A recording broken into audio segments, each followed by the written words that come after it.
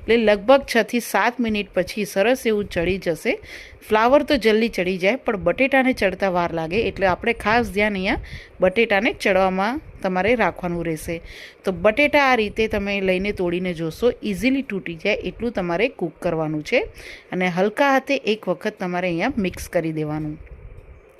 Mix થઈ જાય પછી આની અંદર જે આપણે અડધું ટામેટું રવા દીધું હતું એને આ રીતે રફલી ટુકડા કરી દેવાના.